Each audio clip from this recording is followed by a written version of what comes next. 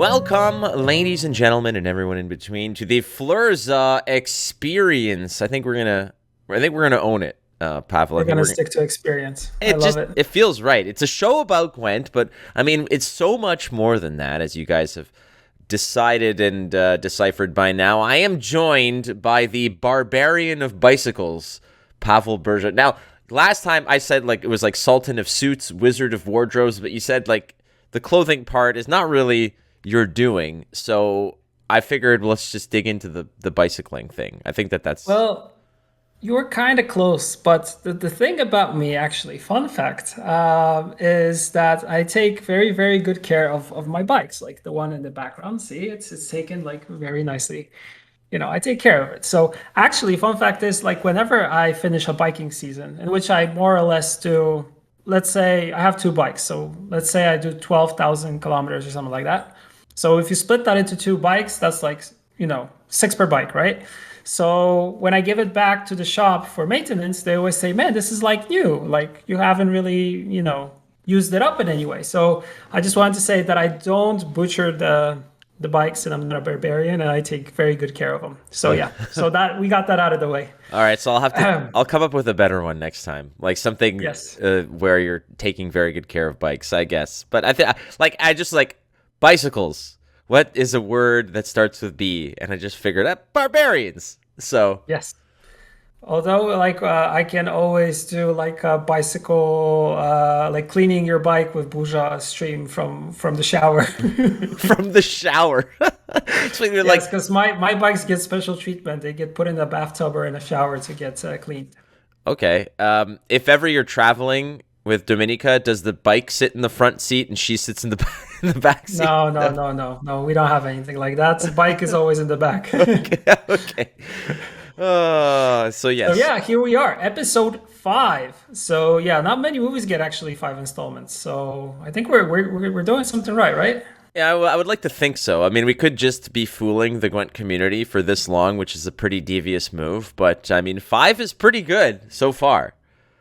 Yeah, I think they don't have an idea how we actually do it and what we're doing. So I think we're good. I think we're good too. I mean, I know that you know what you're doing. You're a professional. I have basically just been sort of flying by the seat of my pants and winging it every day since you guys hired me, and you haven't figured it out. So, ha! Ha ha! That is kind of our MO. That's how we do it, like, right?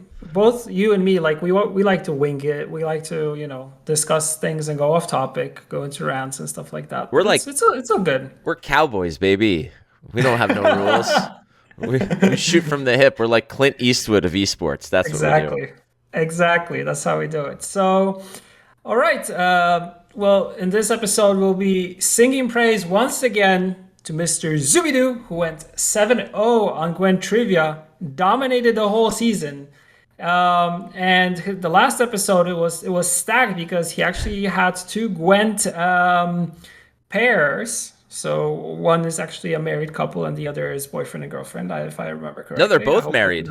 Oh, they're both married. Yeah. So they're both married. My bad. But one pair is actually recently married. So I almost saved it. And still he managed to be victorious. Although when it comes to Tibor and calling the big pokey thing, The big pokey thing. is I mean he could have called it something else, but still, I mean, it's good, it's nice, and he deserves all the praise in the world for being such a dominant force throughout the whole season. And I know, because I've been on one of the episodes, and I could, me and Ryan, we couldn't do jack, we couldn't do anything. He's a Stonewall, So, baby. He is just yeah. a pillar. Absolutely. So we start off with that. Then we'll discuss the faction ambassador system, and of course we will have the new Polish word of the week provided by Babcia Marysia, as always, and your questions from the mailbag. Yes. So that is a stacked episode. Yeah, there's Stacked. a lot to talk about. And I mean, I do want to dig into Zubidoo for sure, because He is an absolute force. But we have to, as always, we got to go ahead and discuss the Dagon rumor report, because a new week has passed, and maybe that we've acquired new tremendous information. You know, like maybe there's something that we haven't figured out. So, Burza, would you please tell us what the latest is on Dagon?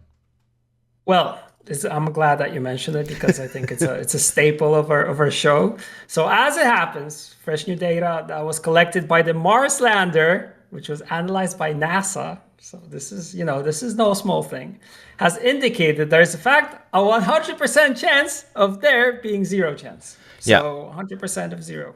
Thank you, science, for doing sciencey things, because without you, we would still be waiting on Dagon. But yeah, 0% chance. Basically, it's like 60% of the time it works all the time, like every time. So like, but this is basically 100% of the time it works none of the time.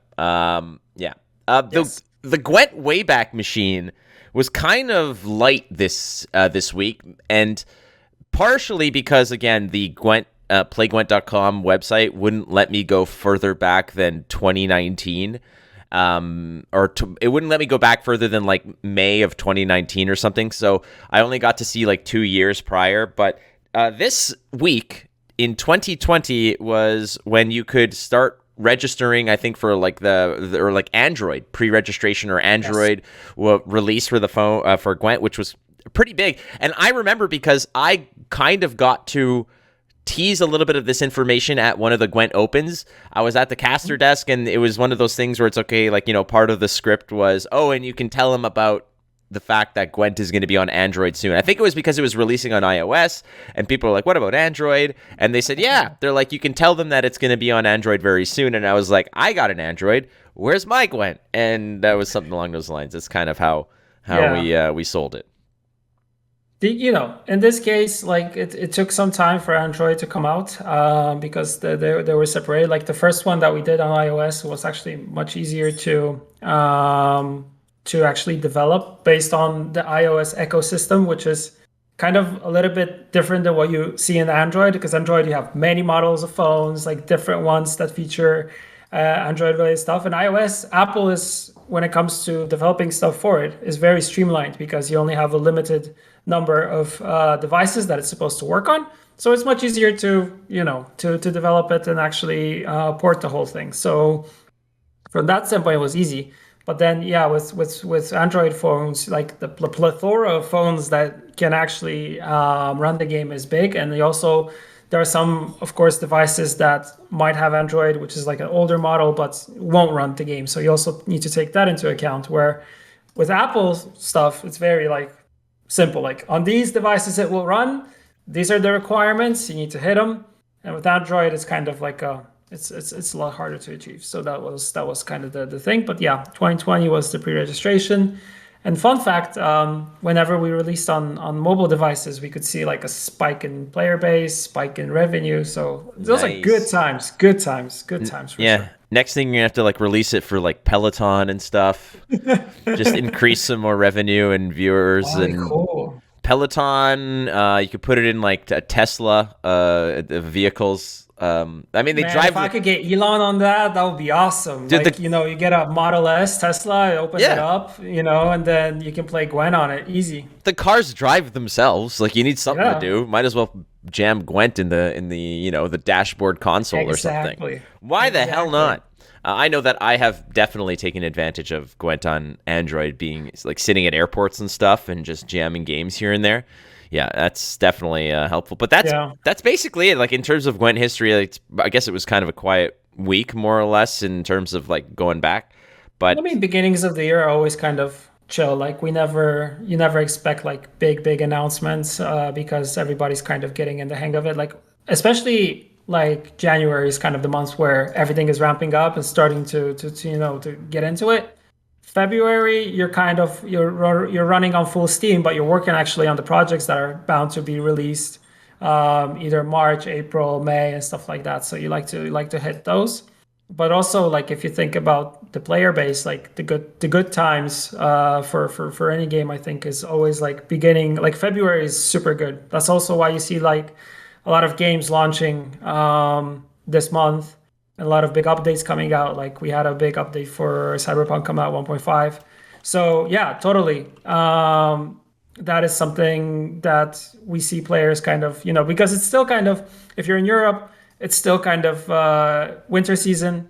So you're not really going a lot outside because the weather's only getting good. But when it's like summer season and kids are off from school, then, you kind of don't see as many players and people interested in, buying stuff and focusing on games. But there are always, the people who always play games and always sit at home like us. So it's Like good. us. I pretty much like, if you look at my life, I work out every day. It's either running or cycling, and then it's working. And in between meetings and working, I'm playing card games. And then after work, you chill, you go for a walk, you come back, and then you watch a movie, and then you go to sleep. That's my day. Easy. Oh, Welcome to pandemic life. yeah. I know it's been like 2.5 years now, and we're already still digging into it. We're like, yeah, this is pretty much it. Like, this is what we Yeah. do now. But it's funny because if they opened up everything tomorrow, I'd be like, all right, time to wake up and play video games and not leave the house. Like, so, Yeah. I mean, like, I was Yeah, already like in this. yeah, I agree. Like, the only thing that changed for me in this case is I actually go to my local game store. At least I try to go like once a week just to play some paper magic and actually interact with people. And I think that's kind of the only thing that gives me the sense of community, actually going, meeting people, talking to them, interacting, some fun banter. I recently went with the deck that I haven't played. I went. I think I only won like one best of three, and the rest of the three ones that I played, I lost. But I played against this one guy, and I made like two mistakes. And after the game, he like pointed it out to me, and I was like, "Damn, I forgot about those things." So, I like the process of playing also live because right now we're kind of spoiled, like you and me. Like whenever we play any online game, like it counts everything for us, it does all the triggers for us, it remembers about the things that are supposed to proc at a certain time. Well, you as a human sitting in front of a table thinking about stuff, you tend to forget about these things. So it's good to get reminded about these things and actually know the game a little bit better. We definitely take that for granted. I spent the weekend in Philadelphia playing in a Exactly. flesh and I blood want to talk tournament. about that. Oh my god! So I decided to. All right. Well, I mean, just to sort of like rewind this, I was in Philadelphia this weekend for SCG Con. It's mostly a Magic event, but they had a Flesh and Blood like major tournament going on, and I said, "Damn it!" I'm Nice. like, it's a good way to go and just see the community and meet the community and see some of my friends there, but also to play. And I was there to play. There was no broadcast going on and whatnot, but I really wanted to go play, and I decided that it's time to learn a new deck. It's time to acquire cards for a new deck. So I took what is probably one of the more complex decks to figure out and pilot.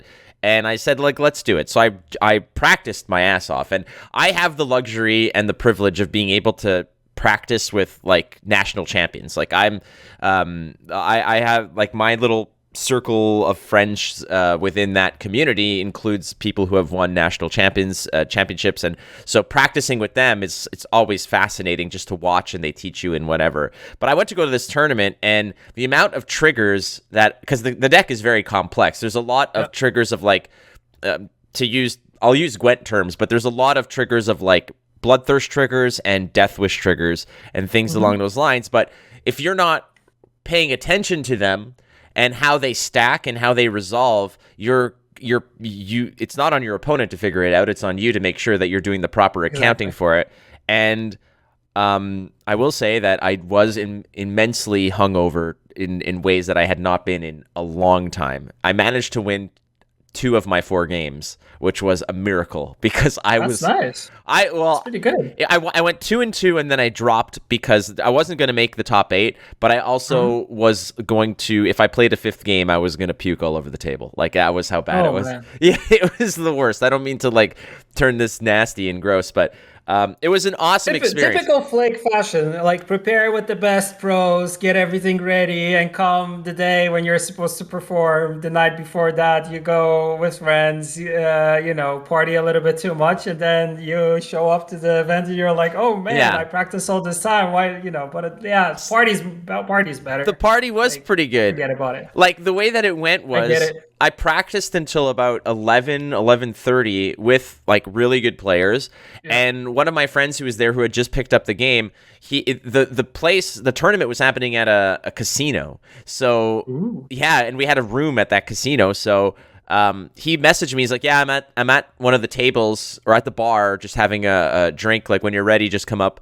So I got roped into playing like 5 more games than I wanted to in practice. But the guy who was practicing with, who is a top tier player, he's actually a former NFL player, which is awesome. But he's an Ooh. amazing card That's really player. cool. This guy That's named really cool. Dalen Mack, and he's like, "One more game, Flake. Oh, One more." nice. Yeah, one more game, Flake. One more game, Flake. One more game, Flake. I'm like, all right, all right, all right, all right, all right. Anyway, so I go up and I got roped into 5 extra games, and then I got roped into like 5 extra beers, and it was and in That's typical. how it starts. It is. And in typical Flake fashion, like I had like 2 or 3 beers in me and everybody was my friend. I'm like, "You're my friend, and you're my friend." And You're my friend. yeah, Yes. I got people buying me pizza. I got people buying me drinks. Anyway, Perfect. I went back to the room at like 3 a.m. and I had to be up at maybe 7:38 so I can go and down Ugh. and register. And it wasn't good. Long story short, it was an amazing, amazing experience in Philadelphia, and it was one of those situations where I had a lot of people who, like, to me, the victory was the fact that people came up to me and said, "Hey, I really like your content, and like, can I get a Oh, picture?" And I that's was the like, best. That's the best always. "Oh, so good!" I was like, "Bam!" Like, I don't care if I win or lose. It was just that when I would face people, like, I'd sit down against them, they're like, "Are you the guy who does the podcast for Flesh and Blood?" And I was like, "I am," and they're like, "Cool," and then they would proceed to beat the living hell out of Aw. me. But they were all nice people, such nice people, and that's what I Yeah, miss the it's most. amazing.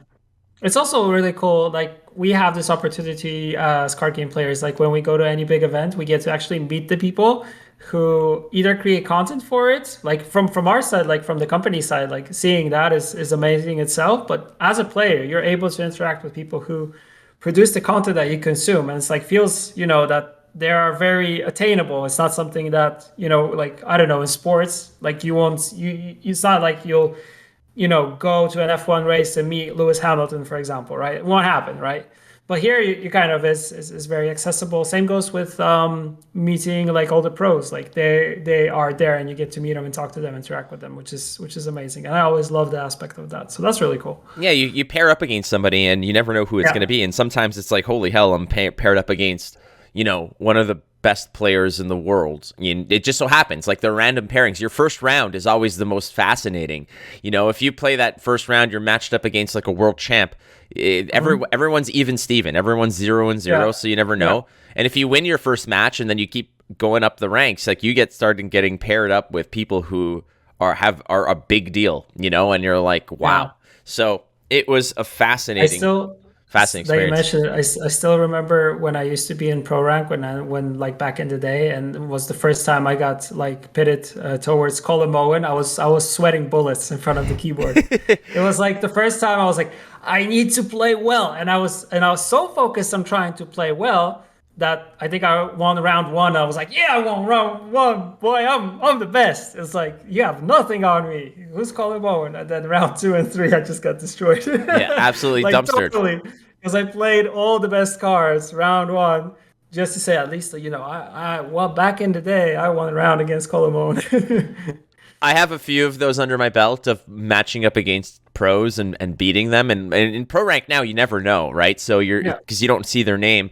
And what's great is that I know that I'm part of the casting crew, but there's a lot of names. Like I don't pay attention necessarily to ladder standings and or other streams a lot or anything. And oftentimes, like when I was streaming and I would play a match and then win, and then you see the name appear, and usually it's chat who's like, "Oh my god, it's XYZ person" or whatever. Yeah. And I was like, I is that a big deal? Like I don't know. Like I won by like 2 points. Like it's and they're like, "No, you beat so and so and blah blah blah." And then it's like, "Oh, okay." But the amount of times that happens versus the amount of times that the name pops up and you're like, "Oh, Tailbot just power bombed you through a flaming table." I'm like, yeah, that makes sense. Like that is much more accurate. Absolutely, Yeah. much more accurate. Yeah, that's normally what used to happen. Like they're amazing at the game. So I think they did their vision when it comes to seeing all the plays and kind of going through them is bigger than anything that like we will ever have because of the sheer amount of replayability of the game that they do when they're practicing. It's just amazing. Crazy. I mean, Yeah. it just like I don't I like to like I'm a good card player, but I'm not a pro, and I'm very very aware of that.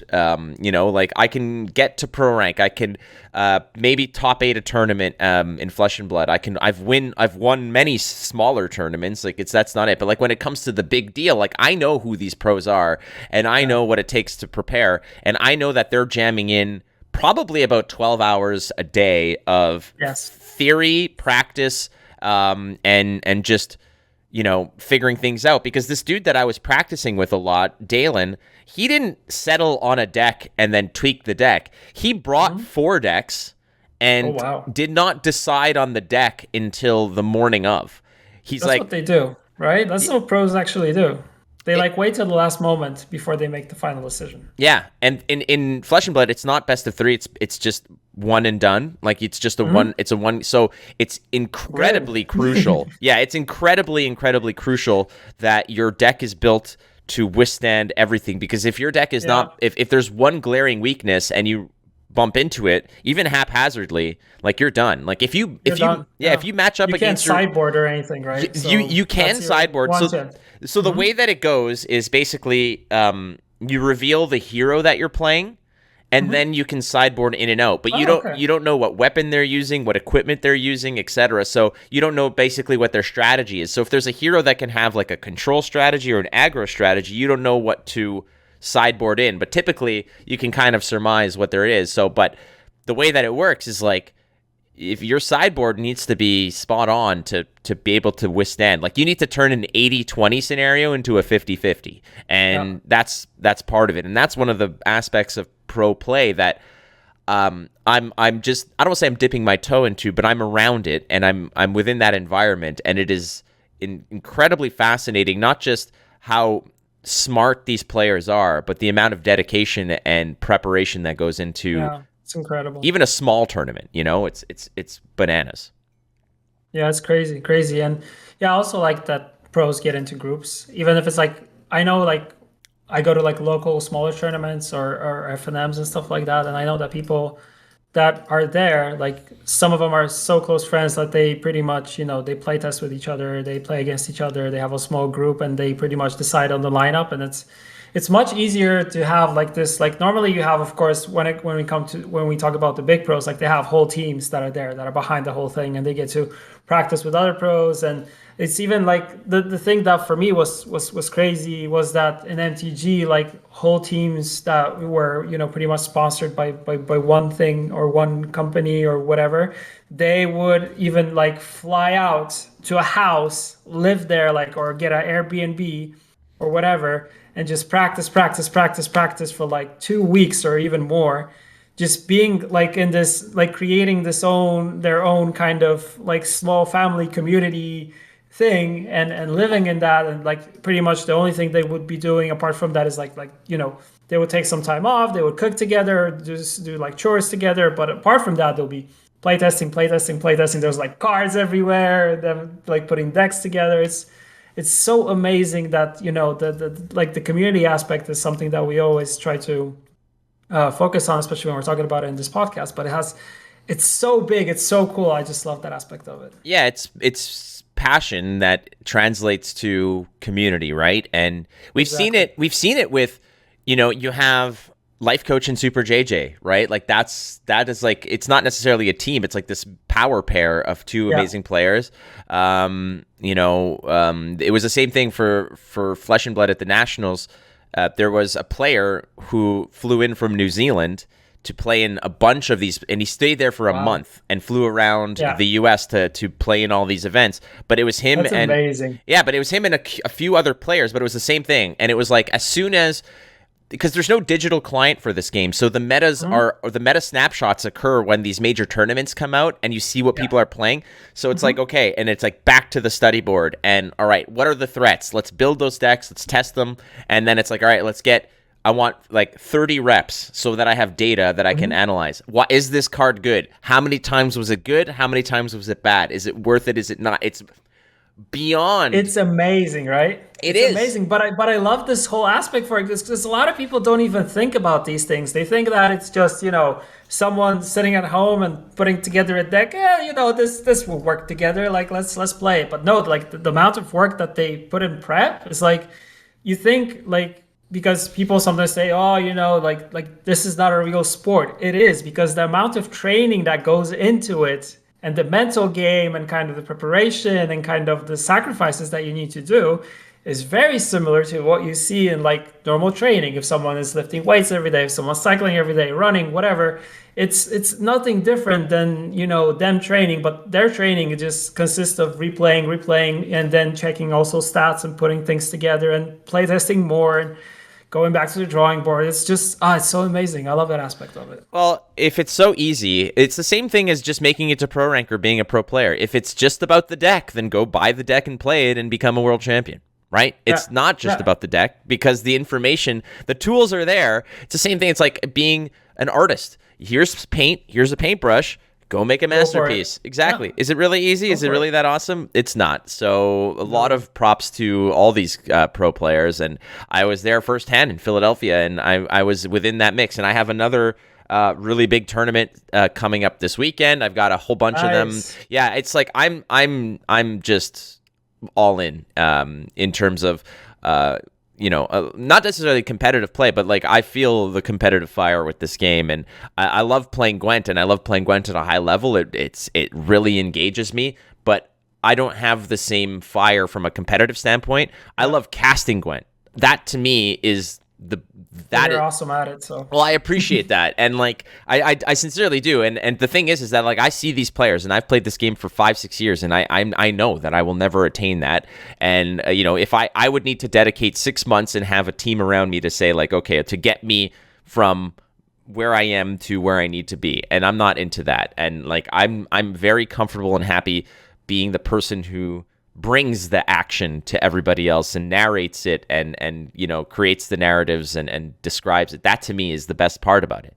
When it comes to Flesh and Blood, like playing that card game, I am so sold on it. I love the feel, and I love the people. It gets your competitive juices flowing. It does, and that existed in me with Gwent. But the thing is that the fire for me to broadcast Gwent is so much more intense, and it outshines any way of me wanting to compete in Gwent. That's just me. Nice, incredible. So to sum up, you had an awesome, amazing, great weekend, and you're gonna repeat that weekend this weekend. Yes, the weekend here is going to be more local, so it's like a tournament somewhere like an hour away, and it's not like the worst thing in the world. And I feel like the field is going to be a lot weaker than where I was. So if I can go 2-2 while severely hungover in a strong field on a deck that I just picked up, I feel fairly. You might top 8 easily, all right? I am confident that I can. I am very confident that I can top 8. I just need to spend the rest of the week practicing. But c'est la vie. That's it. But it's been a good week for me. Like all in all, like just good news, plenty. I'm just feeling really good about things, and it's Wednesdays, like I said, are just such a great day to look forward to. But dude, I think like overall, like looking into last week and the beginning of this week, like just based off of the tweets that you were tweeting, like I could see that you're so hyped. Like you're riding this wave of high positivity. I mean, you even got me so excited that I even started like checking out and like learning more about Flesh and Blood. And I was like, maybe I'll ask Flake to teach me how to play the game. And I know you taught like no control, and I know he's like super good at it now. And which is like amazing because I mean the guy, he used to play Gwent also. He's a great card game player. You cannot take that away from the dude. Shout out to him if he's watching, because he's an amazing person. And I mean the hype from you and the excitement made me excited to kind of like check it out. And I started reading the things and kind of getting interested in looking at the top tier decks and kind of how they're structured and the whole like hero thing. It's interesting. It's a different card game than I was expecting it to be. Well, there's a tournament in Krakow on Easter weekend, and I am in April. In April, and I am very, very on the fence of if I want to go. But dude, if you come to Warsaw, like I will drive you there myself. Well, that's what I'm saying. I didn't want to impose. Easy. And I was, but like remember, because I messaged you. I said, hey. It's how far is it? And you're like 300 kilometers or something. I'm like, that's a bike ride. It's no big deal, like just carry well, me. We have a car, so we can just take a car. Like we don't need a bike ride. Carry me in your basket. Trains go there like super well. Krakow is a beautiful city. It's a good also city to hang out, party.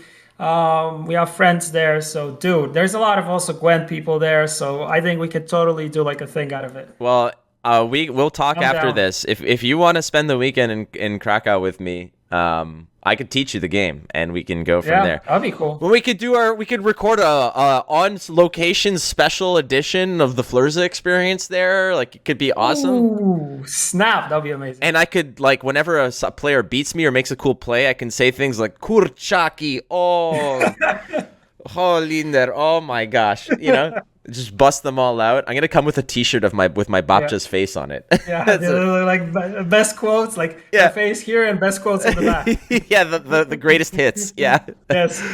Oh boy, oh boy, Amazing. oh boy. And that's it. Yeah. So I mean, last awesome piece of news was that I got picked up by Channel Fireball to do content. So it's been a pretty good week for me, I gotta say. Not to say that like it just fell in my lap. There was a lot of work that I did to get there, but You deserve it, dude. Well, I appreciate it. You deserve it because it's freaking amazing. Like for people who are in the card game world, like if you know what Channel Fireball is they're amazing, and they have some of the best pros in card games like ever, like playing in their teams, especially when it comes to MTG. That's the kind of crowd that I know.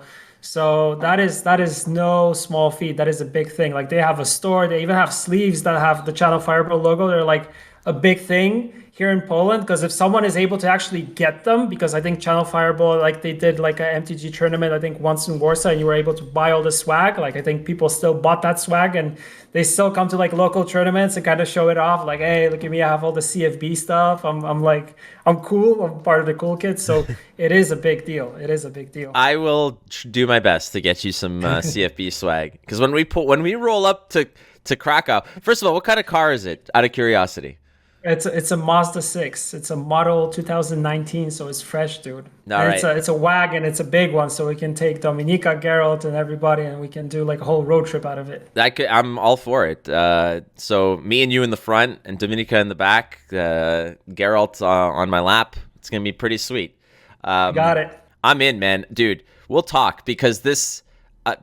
I'm all for it, dude. I really, really, really want to go, and it's Monika's sitting right next to me. She just looked over. He's like, "What are you doing?" I'm like, "We're planning Krakow in April. That's what we're doing." Woo! The reuniting of the brothers. It's happening. There's the thumbs up. Tell her I will bring her. Approved. I'll bring her the candy she likes, because last time I was there, I gave her some candy, and then when we were planning to go back, and it got canceled. Yeah, I bought like a stack of them, so that when I came, I would just give them to her so she could have a bunch of them. And I never made it back, so I'll come and bring her the candy she likes. But Blake is bringing candy, so we're good to bribe you. Okay, another thumbs up, so we're good. We are good to go. So yeah, double thumbs ups. We even got double. 2. All right, well, we got double approval. That's like we're golden now. But all right. Let's get into this this absolute beast of a human being by the name of Zubidoo. But if we're gonna go deep into Gwent here, I need to make a quick change. So if you'll excuse me for just a second, ladies and gentlemen, we have a world premiere. The update of the Flake chair. Welcome to the world. Oh of the yeah, Witcher. I have the official Witcher branded gaming chair. That we're twins now. We are twins. I mean, if we're gonna be brothers, if we're gonna be twins, we need to have all the same things, just on the different side of the world. So this is a good start. Exactly. Yeah, I mean, I like your Star Wars shirt. I also need to dig get it. One of Yeah, those. It's like a nice homage to the Beatles, but in a different way. My mom got it for me, and I think she said something like, "She's like, they're going to school." I'm like, I don't think that's what that is, but I appreciate it, Mom. The Imperial March. Yeah, the Imperial March, straight from recess, back to class. Exactly. So Zubidoo, our good friend Zubidoo, has gone 7-0 in Gwent trivia, and It is obscene, and I've said this a few times on the show. Imagine if Zubidoo was not the first contestant. You know, he could have just been like showed up late in the season, and it wouldn't have been as big of a story as it is. But in reality, you know, after episode 1, after episode 2, after episode 3, I was like, something's up here. Like, is he cheating? Like, what's the deal? Not that I just like I think he's a bad dude, and like I was like, damn, like I need to write harder questions. And I really struggled to sit there. And basically the way it goes is, you know, we usually record it on like a Thursday or a Wednesday or a Friday for publication on like Saturday. And so I write the episode usually a couple days before so that Mark Theus can, you know, put it together and whatnot. And it used to be that I'd spend like a half hour writing questions, and then it became like hours because I had to sit there and try to figure out odd interactions and weird little nuggets of whatever, so that not to make the questions ultra hard, because that was never the goal was for people to answer the questions. Dude, I just want to say, like, the first one the questions were so much easier, because the second one, when me and Ryan, we came in, like, I think Zubidoo pretty much, he upped the level of the whole show. Like, basically, that's what he did. Like, he put the bar was like level. He took it 1 inch up, and I think with each episode it was just going up and up and up and up, right? It is a thing of beauty, frankly, and I'm a big Jeopardy fan. I love Jeopardy, and I love trivia. I'm usually the ringer when it comes to trivia. Like, whenever there's a trivia contest or whatever, I am undefeated in Trivial Pursuit. This is a true story. Wow. Yeah, I am undefeated in Trivial Pursuit, playing dozens of games through college and whatever. Just trivia in general is like my favorite. I used to do it every weekend every week at the pub with my buddies. Our team name was Team Bone Sauce. Don't ask me why. It was just very aggressive. Oh yeah, sauce. We were Team Bone Sauce, which was awesome. And my specialty, because in this pub trivia that we used to have, there was like general knowledge stuff, and our team that we had was like six buddies, and we were so well rounded in terms of what we knew. We had like, all of us were super into sports. We had a couple people who were into like, international relations and politics and stuff like that, and history buffs and like history majors. We had everything covered. And there was a part of it where it was 10 snippets of songs. They'd play 2 seconds of a song, and you needed to know the name of the song and the artist. And that was like, that's where it's like, okay, that's all Flake. And I would get like 9 out of 10 every time. For you, right? Oh God. And because they usually like, they'd be like, all right, this one's, we're going way back to the 90s for this one. I'm like, way back to the 90s? So like, dude. That's not way back. That's my jam. That's my wheelhouse. Just crushing it. But to see Zubidoo come in and just absolutely posterize everybody without...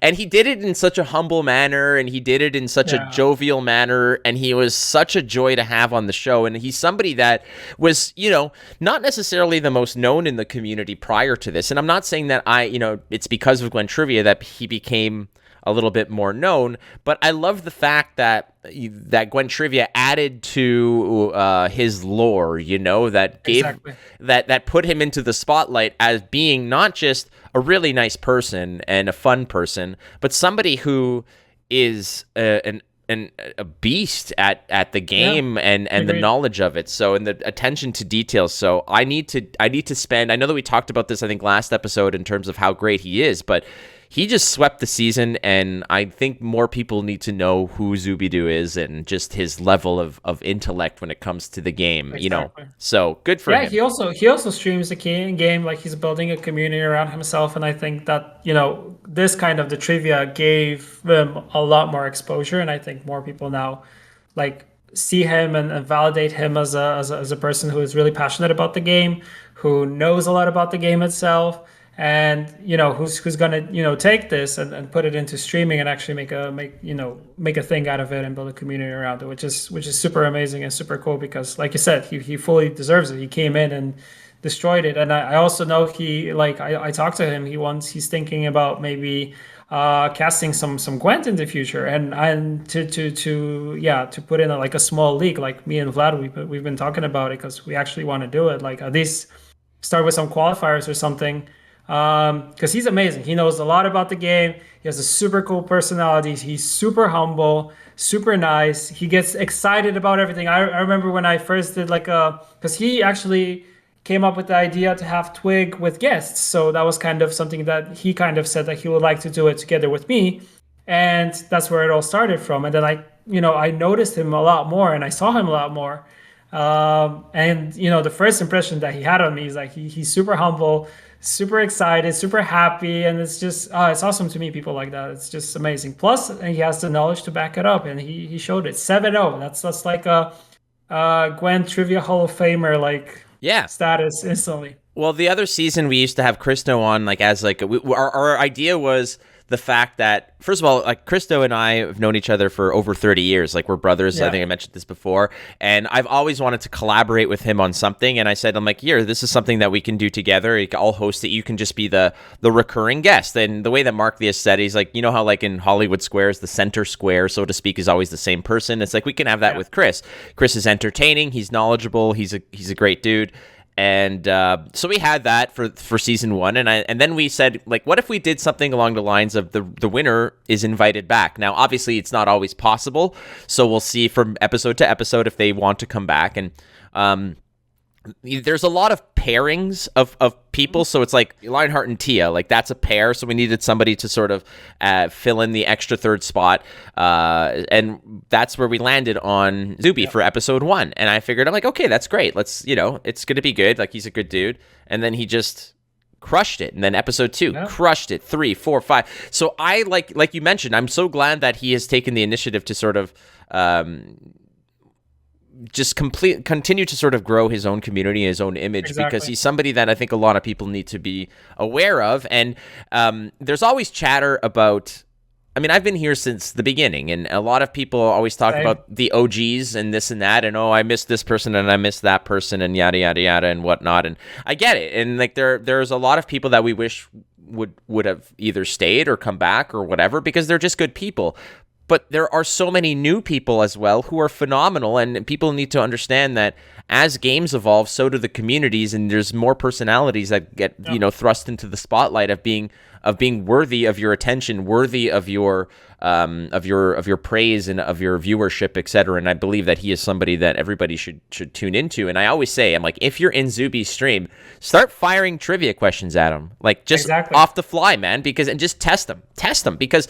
There's only so many. He'll answer all of them. Well, that's it. He will crush you. He will absolutely dumpster everything that you throw his way, and he'll do it in a fun way. And I think that over the course of 7 episodes, I think he only got like 3 answers wrong. Like he buzzed in and got 3 incorrect, or something like that. Like it's insane. Which doesn't happen often for him. Like if you look at the whole season, like going 7-0 and making 3 mistakes, that's nothing. That's totally nothing. Yeah. Don't worry about it. It's like a margin of error that you can get. It's like a minimum. Yeah, and like you mentioned, I think a lot of people get stuck like in the past saying like, oh, I miss this and this person, like, but you're kind of forgetting that this community is changing, it's growing. There's new people coming in that create different types of content, new stuff. And it's just like you need to appreciate it from this kind of standpoint and this aspect of it because it's freaking amazing. But still, I mean, there are people like a couple months ago, Mogwai flew in here to Warsaw, and he came over to Panda's house. So it was Panda, Ryan, Mogwai, Mogwai's girlfriend Shermie, who I also know. She also used to stream Gwent, and she also did a lot of cosplay for us. And like having all these people in one house, I was just like one super awesome epic night just to see everybody. Because like you said, like of course you want people to stay, but sometimes they move on because of personal reasons, because they change their interest, or maybe they want to move on to something else, and that's totally fine. But like you get to meet them, and you form this awesome relationship, and you want that thing to kind of it's an awesome part of your life that you will always look upon. Like I got to meet these people, they were amazing, they were super cool. Like it's already there, and I know that if I don't meet them in Gwent, I will meet them in a different when we'll be in different spots of our lives, and still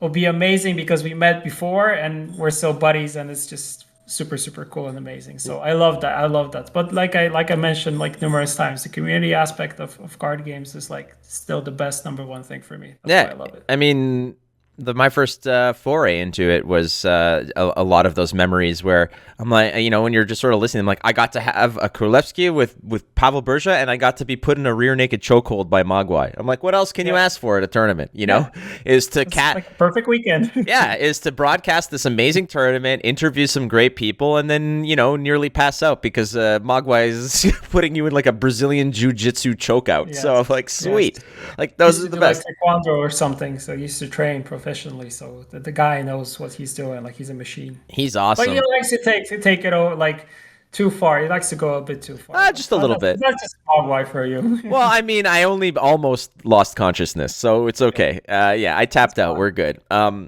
Speaking of a lot of these old names, there's a lot of discussion. Some people were asking about the faction ambassador system, and it's an antiquated system, in my opinion. I mean, I'm going to be completely honest here. I think that because in reality, if you're doing the roundup of it, I mean, other than Shinmiri, the faction ambassadors are for the most part either not really playing or so I don't say associated with Gwent because that's not the right term, but they're not playing or streaming the game very much. Like McBeard is the Northern Realms, Pumpkin is the Scoia'tael, Jaggeris, Nilfgaard, who else? Oh, Trinet, Syndicate, and then you have Scoia'tael. Sorry, not Scoia'tael. Skellige, who's Shinmiri, who's been rock solid since the beginning. Yeah. I'm just wondering if the faction ambassador system is something that is going to get revisited, or has it just been sort of left to adrift? It's something that we I think we mentioned it to the Gwent partners, but I don't think that it ever officially went out, that it's something that we do not plan to continue in any way. Like we want to work on and focus on the partners program and change it a lot this year if possible. Like based off how we kind of do like influencer related stuff within CDPR over less, and kind of players who are partners or who create content for us. So we want to pursue that and kind of work on the program from that aspect. Of course, we have a group of players that we kind of stay in touch who are part of like a special council when it comes to talking about patches and stuff like that. That's another thing that is happening. But when it comes to ambassadors, like after some time, we felt like it is something that doesn't make sense in the long haul, because I mean, you can have someone associated with one faction. Would they be playing that one faction always? No. Would they be only creating like content for that faction? No. Should we be limiting them to be doing only that for one faction? No. So we kind of got to a point where like, let's work on the partners program. Let's work on that, but let's not force ourselves to do ambassadors, like, because this is something that would have to be like rotating at least, I don't know, on a yearly basis. You'd have to go back to the drawing board and check like, okay, should this person still be ambassador, or should we like pass on the gauntlet to someone else? Then we felt like, do people actually do that in in other CCGs? Like people naturally gravitate towards being specialists in a given archetype, in a given deck or given faction in our case, and let them do it. Let them create content for that. The community will find them. I don't think we need to put like an additional stamp on them and make them ambassadors. So we got to a point where we kind of said like, let's just not pursue it further. And we thought that message kind of went out because I mentioned it a couple of times, but I think it never like hit it. Like people never understood that, okay, they're not going to do anything about it. They kind of go back to the old articles and see, okay, these people are ambassadors while they're not really doing anything for the game. So should they still be them? Well, the ambassadors are no more. So, I mean, so it's something that doesn't exist no more, right? Yeah, it's, I mean, it was cool when it started and it was very functional when it began, but things changed, like we mentioned. I mean, the game evolves, so does the community, and as part of that, like the way that the community and the game interact also evolves, and faction ambassador system is something that was cool at the time, much like faction challenges, right? Like those were okay, those needed tweaking and whatnot, but those have seen, those are now long gone as well, and that's it. So I think it's time for the Babcia Manisha Polish word of the week. I don't know about you, Pavel, but perfect. All right. So this one again is supplied by Mama Flake, who shout out to Mama Flake. Yep, she landed in Florida. She texted me this morning because she's she's retired. Same with my dad, and they own a condo in Florida, so they go back and forth. So she texted me, and she's like, I got a text from my mom saying, landed safely in Florida. I love you. Enjoy your whatever. Have fun with Pavel. She mentioned you by name. Aww. Yeah. And then I recognize my mom. And then I got a text from my dad saying, the peace and quiet is now over. Your mom has arrived. So I'm like, okay.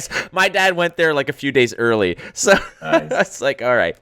Okay. So here's the context. The context is it's my jaja, my grandfather, who is either playing cards with his buddies or my uncles. He's doing stuff, whatever. And it's my babcha who's yelling at him and nagging him. And it's my jaja, actually, who says, as my babcha's nagging him, says, spiewaj dalej. So if you can just kind of tell us a little bit about what that is. So śpiewaj dalej, as you see, it starts with a she, which is very difficult to say if you're not someone from, of course, Poland. Means śpiewaj is sing. So śpiewaj dalej means sing on, but in this case, he was like, yeah, keep on talking. He's like, keep on talking. He's like, I don't care. You can keep on talking. I'm still gonna be doing my thing. So you can keep on going with that. So that's kind of the in this context, that's what it means. But normally what it just means is that, yeah, keep on singing, like literally the literal meaning of it. Okay. I'm going to bust this out. When I'm at a tournament and I'm playing and somebody's upset that I keep like doing something, I'm like, śpiewaj dalej, as I keep playing cards and keep busting them up. So there you go. That's nice. Your Babcia Marysia Polish word of the week, śpiewaj dalej, which means keep singing or sing on. So whenever somebody is telling you that you need to, is nagging you or bothering you, you look them straight up in the face and you say śpiewaj dalej and keep doing what you're doing. Yeah. Even if they don't understand you, you still got to won over them by saying that. So you got to, I don't know. So I'm guessing that Dominika, who's right next to you, cannot hear me say this. So you can just kind of nod or give a thumbs up. But next time that she tells you to do something, like let's say you're about to go for a bike ride or you're fixing your bike or doing something, and she's like, you got to peel the potatoes. Yeah. This is my Dominika impression. Pavel!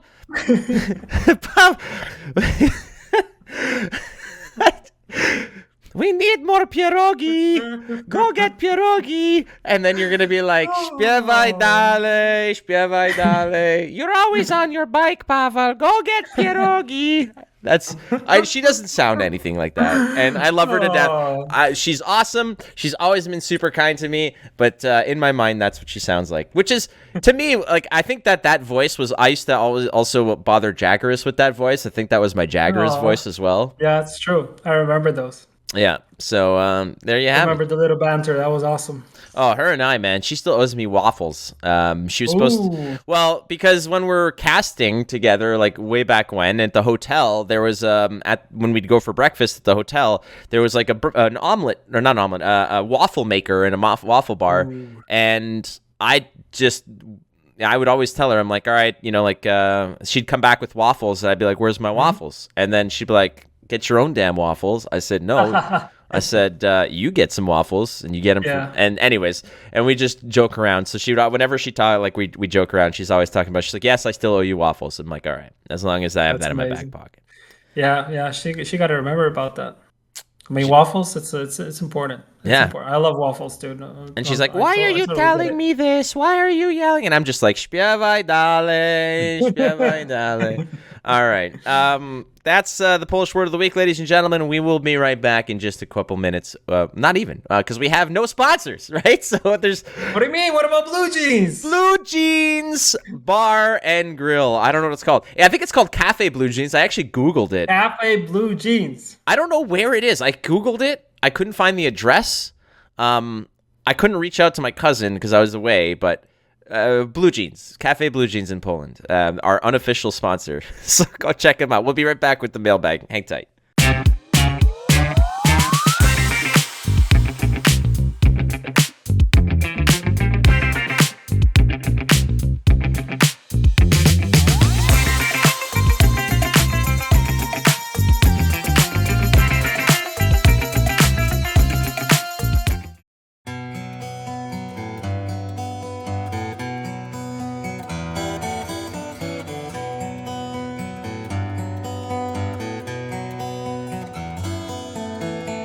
right, ladies and gentlemen, welcome back to the mailbag. So we'll be answering questions that came in from the community through Reddit and Twitter. And Flake, you wanna start or should I start? I'll start.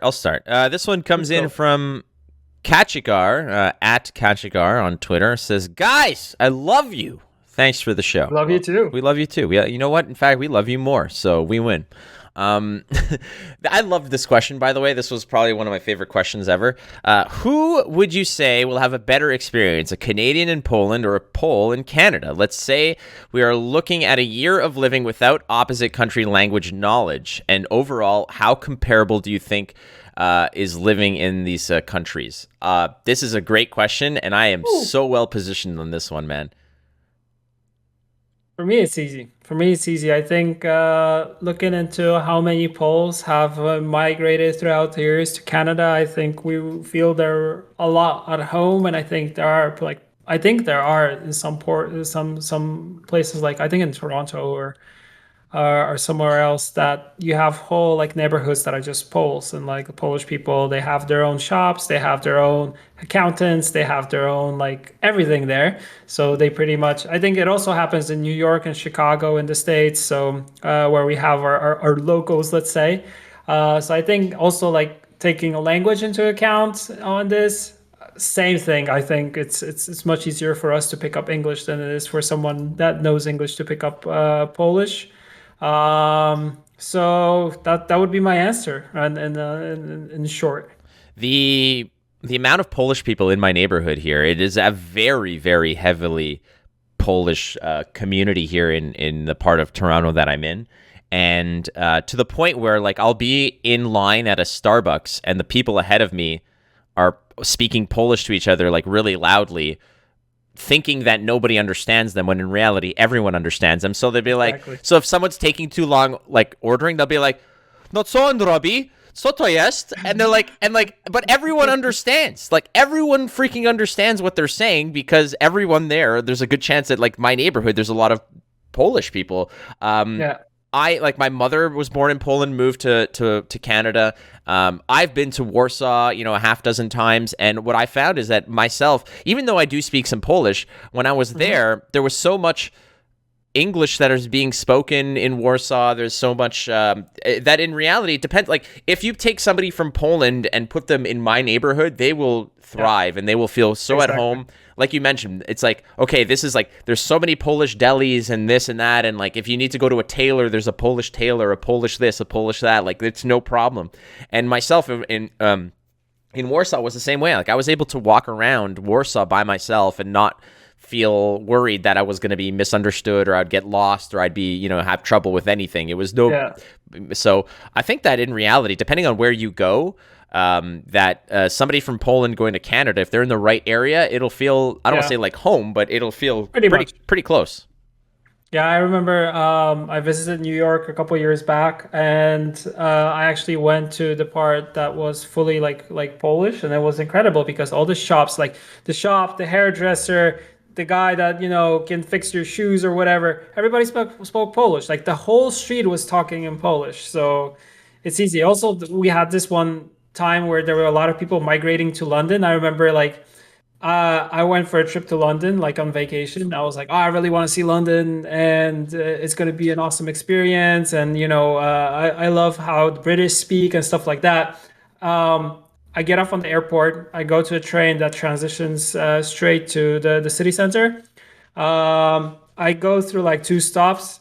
A guy jumps in, and he is, and I think he was just like someone who I don't know, like blue collar worker, stuff like that, goes in, starts swearing in Polish, like from the top of his lungs. And I was like, oh man, I just wanted to like not be in Poland. Why?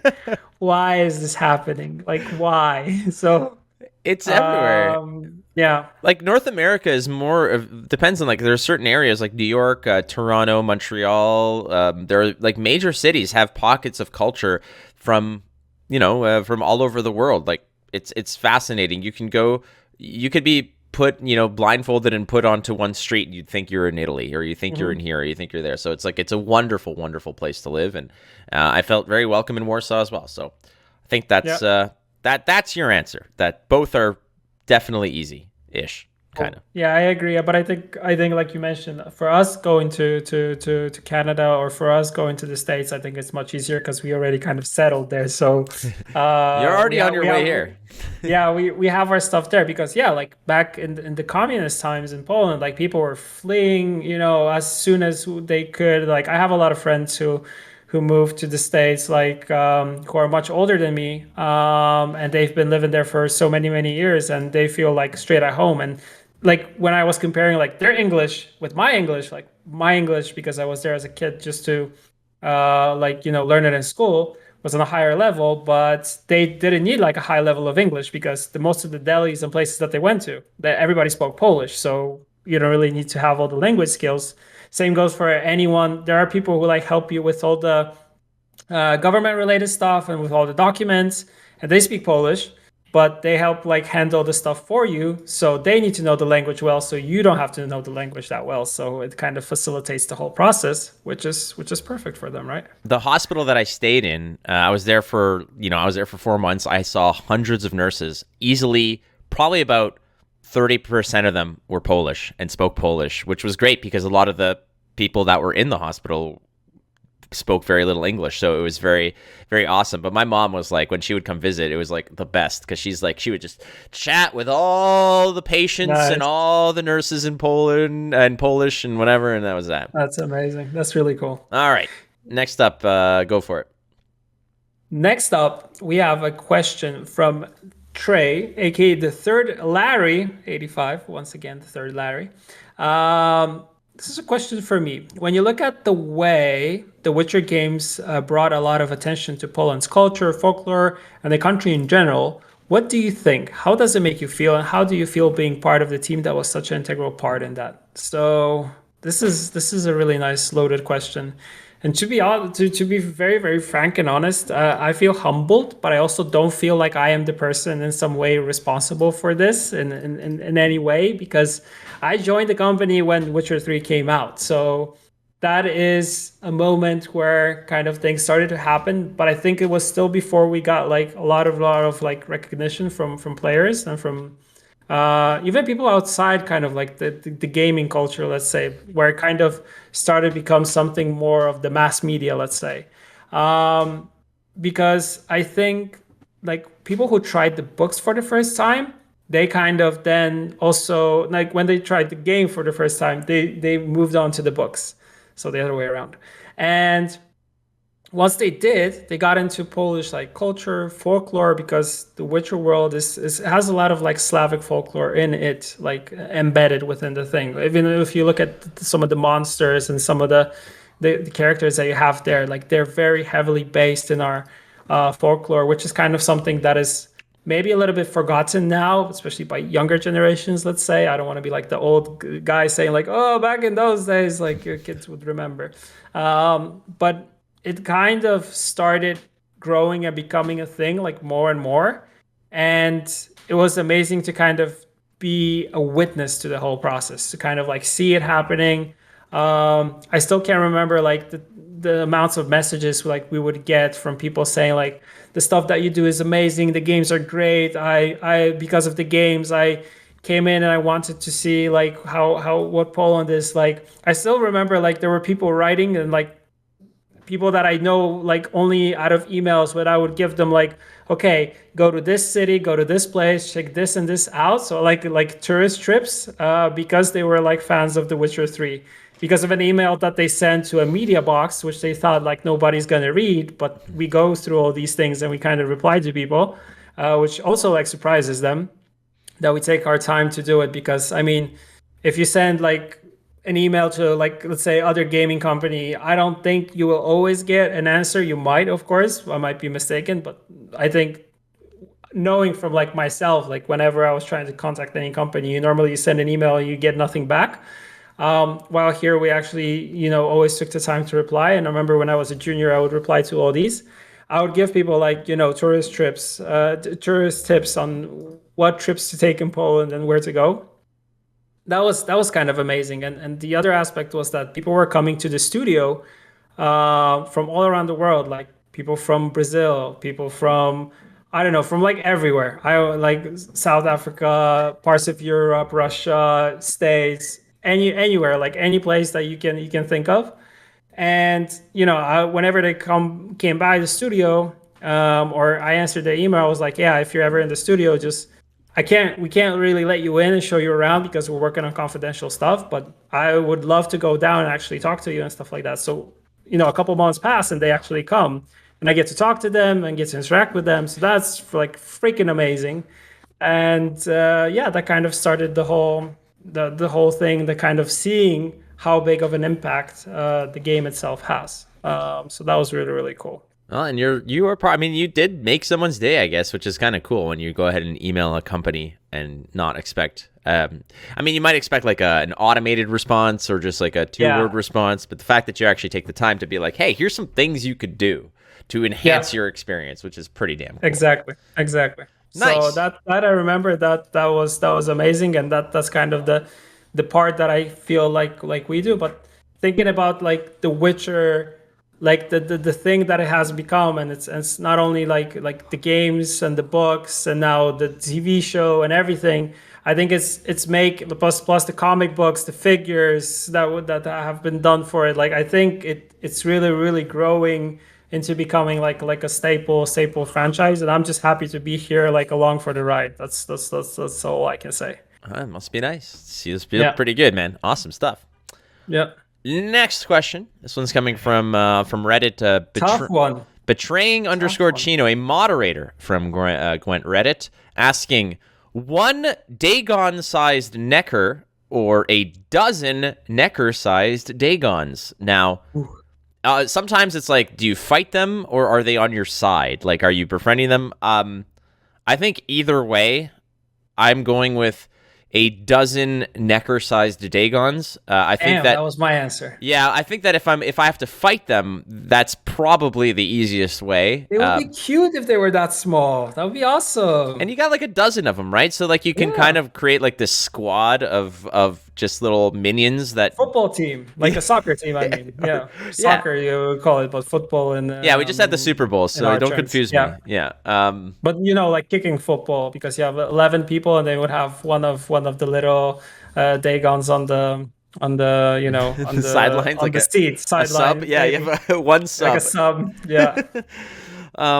I mean, fighting one. I don't. If there's something enormous, like a what chance do I No, have? no, no, no, no, no. Anything that's like huge and like Dagon is incredibly big because he is like he's the fish god. So you don't want to go against him. No way, no way. But hey, this is a very very good question. This is a very good question. Yes, this is the kind of questions that we want all the time. Again, the amount of times that I had to just tell people that we're not answering their balance-related questions, like Yeah, all the time on Reddit, I keep saying, please, no questions about balance and or they still keep on coming back, right? all the time. And I think we're on a streak of like 5 consecutive weeks of somebody asking about premium tokens, and I always answer with like a creative, weird, silly, stupid response. So yeah, that's Yeah, not happening. The same percentage that we're gonna get Dagon in the game is the same percentage that I'm gonna answer those questions. That's exactly. if we're gonna stick on the Dagon theme. Same here. Perfect. Burza once said, so I said once, that the devs like to play Gwent against each other. So my question is, any chance for a Gwent developer official tournament by Andy Ursina? Nice question. Nice question. Ooh, we actually thought about this. Like we've done like I think once we've done like a show match between devs. But no, actually it was a show match between casters. I don't think we ever done a show match between devs. If now I recall it, but it was something that was kind of in our like we were thinking about it, but doing like a tournament like we used to do when we were working in the office. We used to do tournaments which were specifically for like Gwent devs. Anyone could participate from the Gwent team, easy. So that is something that we did. And normally the people who were working on the balance team, well, they had an advantage for like for the rest because they knew the cards inside and out. They knew how things would trigger. They would not make any mistakes. I think there was only once where I top three'd, I think, in one of the tournaments. That was the time when I was playing a lot. And I think we had it was back in Gwent like beta days where the decks could only consist of bronze cards, and I think that was like one of the tournaments that was for me. It was like a pauper Gwent event, so no epic, no legendaries, nothing like that. So that's the highlight of my sporting Gwent career for sure. But yeah, like we were thinking about it so many times in order to do it, but you would just pretty much have to pit all the people who work on balance against each other and make a tournament out of that. And I would like to do it, but the question is if we ever have actually time to do that apart from the official circuit that we have for Gwent. So I'd cast the hell out of that one for sure. I know that would Be be an amazing one. you and I need to cast a tournament together. Like at least some matches. I mean, I know that you always say that you're not, you're not good at it and this and that, and it's not your thing, it's not your jam. But I mean, if I had to do it, I would prep for it. I would prep the hell out of it, and I'll be ready for it. So that's easy. But I kind of need to be like I would need to devote a little bit more time from the stuff that I do on a daily basis, which is concerned around trailers and products and all the social media aspects and creating, working with the creative teams on those things, and focus more on, learning more about the game and the triggers and stuff like that. Like I meet on a weekly basis with the balance team, and we talk about like what are the pressing matters like from the community, or kind of checking like what they have to tell us about the data, or they tell us about the mechanics and things that they're working on for sets which are kind of upcoming and stuff like that. So we discuss those things, but I can kind of give my opinion based on what the community is saying. It's hard for me to give like a valid opinion from a player that knows every ins and out of the game. So I would need to prepare for that for sure. But I think it would be cool. I cast actually one of the first challengers which we ever did in Polish with Mr. Lothar back in the day. I think it's somewhere on YouTube. So we actually spent 12 hours that day casting in Polish. So I knew the game in and out, and I prepared for that like hell. So I knew what I was saying.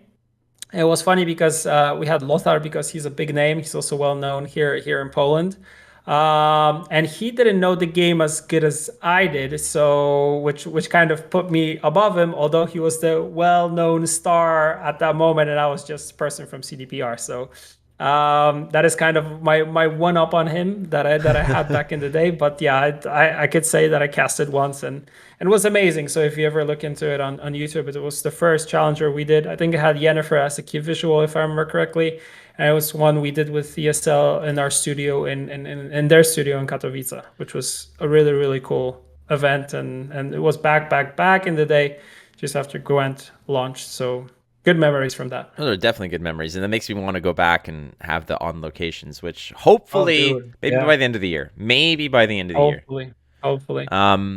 Yeah, I suspect that if it was you and I paired together, it would be like we'd talk about the first. We go off on a tangent. Oh my god, we talk about the first play. It's like, all right, he's opening up with an on-crate longship.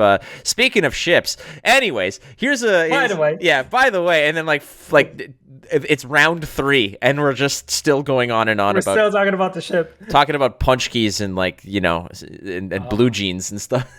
So perfect. Yeah. So important topics. So, are there any chances that there would be another tournament? Maybe. I don't know. Like for sure, like we might do one once we come back to the studio. Like do one that would not be streamed, but I would also like to do like a streamed official tournament, so people get to kind of get to know more the people behind the scenes that actually work on the game. Yeah, it would be really cool to like do like a bio with them. Before the matches start, and kind of so people so it's like it has this aspect of people actually learning about the people behind the game, and then seeing them go face to face and head to head, and kind of seeing who will come out victorious in this case. So yeah, that would be cool. Like even if it's a top 8, like you can get 8 people, right? Yeah, easily. So maybe something to think about. The tournaments that we had, like minimum people that we had was like 12 at least. So I think that's more than enough too. And that was like on bad weeks where we had a lot of releases and important stuff going on. So I think that's easily achievable right now. Well, tell Vlad to talk to Mark Theus. I'll talk to him. Mark Theus could produce that, and then it's just boom. Could be a fun thing. All right.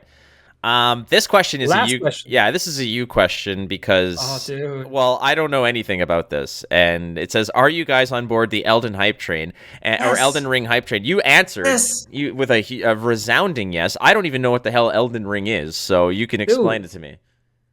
So, did you ever play any games that came out from Software? Meaning the big ones being Demon Souls, Dark Souls 1, Dark Souls 2, Dark Souls 3, Sekiro. Did you play any of those games? I haven't, but I know the style. I've watched the games, and they've been very. I know that Dark Souls is like one of those games, like it's one of the hardest games to play. Sekiro, I think I've seen people play it, and it's just very visually stunning, and like it's. I've gotten a lot of good review, heard of a lot of good reviews. I just don't like RPGs and those style of games. It's just Hmm. does they don't really appeal to me very much anymore. Hmm. So I never got into them. Same reason I haven't played Witcher 3, even though I people say that it's like the greatest Yeah. game ever, right? So I just they You don't need to appeal. check it out one day. Like I you do. need to I check it out own one it. day. It's installed on my Yeah, maybe, computer. maybe, maybe, maybe, when you're when you're on taking time off and retiring, it'll be something that you'll kind of go back to Well, when you have more time, right? what I want to do is so for the trips to Warsaw for the tournaments, I got myself a Nintendo Switch, and Nice. for the Witcher 3 on Switch. well, that's it. And but when I was going to Warsaw, it wasn't released yet. I don't think on Switch. Yeah. So I had it for those trips specifically for like the 9 hour plane rides of just playing games and whatever, and like some downtime in the hotel room and whatever. And I think that once we start traveling again for these things, like those major overseas, like when I'm in You'll have more time. yeah, like when I'm in Krakow on Easter weekend, Nice. I should pick up Witcher 3 so I can play it on the plane. I don't doubt that the game will eventually grasp me and whatever, but the thing about it is that if I'm at home, there's a lot of other things that I feel not that I need to be doing, but I'd rather be working on podcasts. I'd rather be Yeah. working on, you Yeah, it know, makes sense. so it's hard for me to devote any time because I know that if I give 2 hours to the game, I'm gonna need to give 20 hours to the game, and then Yeah. it's I have the same problem. I yeah. have the same problem. And to be honest, like if you look at all the Souls-like games or probably Elden Ring is going to be the same once it comes out next week. It's one of those games that you need to really invest a lot of time into because you need to learn the mechanics super well in order to defeat like the bosses and kind of progress through the world itself because it's a very punishing world. So if you make too many mistakes, you instantly die. You get this big like you died, and they're kind of famous for that. And then you respawn and you need to go over again and go over again. And some of the boss fights you need to do them multiple times. You need to learn kind of when the bosses are doing a specific move. So you need to learn all those moves and know how to counter that, know where the hitboxes are. So it's like it's very, very technical, but it drains like a lot of time and patience from you. Like I used to like for Witcher for Dark Souls 1 and 2, I used to like play the hell out of those games. When it comes to like 3, Bloodborne and Sekiro, those were kind of games that I needed a lot of time, and it was kind of like I would play them because I was hyped for them, but then I didn't have time for them, so I would put them off, and then I would need to go back into them and play some more. So it's kind of like an on and off because like you have work, you have other stuff, you have family life that you need to focus on. So the initial hype is always great, but it's very very hard to finish them completely because I don't have as much time as I used to have back in the day when I kind of was working maybe a different job and kind of had a little bit more time on my plate in order to like finish these things. But yeah, for Elden Ring, I just said I just really want to go back like into it. It's in a setting created by George R. Martin, so known for Game of the big Thrones. stuff exactly. And I love whatever From Software does because they can tell a really really good story without like shoving it in your face. There's a lot of like for Dark Souls, there was a lot of story in the items that you would obtain throughout the game, and it's a super long RPG. So people were like puzzling and putting pieces together and making like awesome videos relating to that. And I think one of the highlights of my Gwent career was there's this Dark Souls or Souls-like YouTube content creator. His name is Vati Vidya. So whoever's like in the FromSoft stuff, they will know him. He's like one of their biggest influencers. He does these amazing like lore videos for all the Souls games. Plus, he also does a little bit of streaming, and he used to be he got into Gwent at some time, and he used to come to my Gwent streams and like talk in my chat. And I remember people like, "Oh my God, it's him!" It's like, "Holy crap, that's amazing!" So Nice. that's like one of my highlights, that he was a person that I got to like interact with and talk a little bit. Because like I used to eat up his content back in the day when I was really into Dark Souls and stuff like that. So having him come and being interested in Gwent and like telling me which kind of decks he's been playing and checking out and what he likes about the game was amazing. I think he also even once made like a couple of videos about Gwent itself on his channel, which was very very very awesome. And I remember like talking to him like, amazing stuff what you're doing, and just keep on doing it, because he's just a person that focuses on everything that is in the Souls like genre or anything that From Software kind of produces. So he always creates awesome playthrough. He like created all the playthroughs for all the Souls games, that you can just watch and then play by yourself. And he helped a lot of people get through the game itself, knowing like, pick up this item, go here, check this out, defeat this boss before this one, because if you go there, you'll die immediately. Level up in this way, so your character is actually, is better. So he did a lot of work for the community. So it was amazing to actually get to interact with him. So yeah, speaking of hype, super hyped. I've always got all the collector editions for any From Software game that came out. For this one, I just decided not to get a collector's because I don't have space for all the figurines. Like they have like a separate room already. There's too much stuff going on there. Plus all my Magic cards and my other Pokemon cards and my other CCG stuff. It's just taking too much space. So I'll get the game for sure day one digital and play the hell out of it. I was actually even thinking about taking a day off just to get immersed into it. So yeah, I'm hyped. I'm hyped for sure. You got to make room in that storage area for some Flesh and Blood cards. They'll get you some hooked up. Get you some nice. hooked up. Well, there you have it. I am not hyped because for reasons I mentioned earlier. But I think Pavel just kind of has me covered on that front in terms of hypeness. Beautiful. And that's the mailbag. So again, thank you everybody for submitting via Reddit or Discord or Twitter or however. We love your questions. Keep them coming. Yeah, do not send us questions about balancing. Why is lockdown not tokens playable? Where are my premium tokens? We don't know, and we don't care. Work in progress. Work in progress. Go bug like Maligian or Jean for that. Or Jean. Yeah, exactly. That ain't our bag. But yeah, that's about it, ladies and gentlemen. So I guess I'm gonna end this like I ended every week and say I love you, Pavel. Love you too, man. Love you too. You're awesome, and thank you for doing this with me. I think I tweeted after one of the episodes, and I get the same feeling after every one that we do. I just love sitting down and talking. It's just amazing, and it's a place where we can just rant, we can talk about whatever we want, but it all always circles back to Gwent, it always circles back to CCGs, so stuff that we love, and yeah, and also shout out to everybody, and thank you everybody for supplying the questions, like sending all the good feedback, like saying that they love the show, they enjoy it. Like that's kind of the stuff that fuels us to keep going and having fun. And even if you guys weren't listening and weren't watching me and Flake, we would still sit down and talk just we would for the do this sake anyways. of doing it because it's fun. And we love this enables us to interact more with each other, instead of always just focusing on our own project. So thank you for doing right. And just think, in like a few months, we're gonna be in a 3-hour car ride annoying the hell out of Dominica, and it's gonna be amazing. Yes. We'll stream that. We should totally stream that. I will stream it. It's going to be amazing. Yeah.